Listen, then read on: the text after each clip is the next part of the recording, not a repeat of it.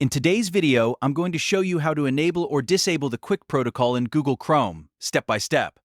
QUIC is a modern networking protocol that can improve speed and performance on supported connections, but in some cases, you may want to turn it off for troubleshooting, compatibility, or testing purposes. The good news is that Chrome makes this easy to control through its Hidden Flags page. If this tutorial helps you, make sure to hit the like button and subscribe for more easy tech guides. Alright, let's jump right in. First, open Google Chrome on your computer. Once the browser is open, click inside the address bar at the top and type Chrome, Flags, then press Enter. This will take you to Chrome's Experimental Features page, where you can change advanced browser settings that are not available in the regular menu. Now that you're on the Flags page, look for the search bar near the top. Click into that search field and type QUIC. As soon as you type it, Chrome should narrow down the results and show the setting you need. What you're looking for is the option called Experimental QUIC protocol.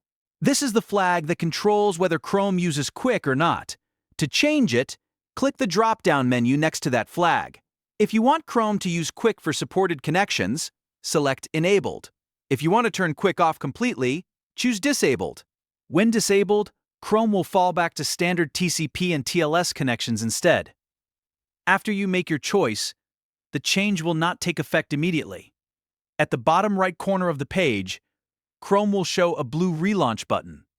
Click that button to restart the browser and apply the new setting.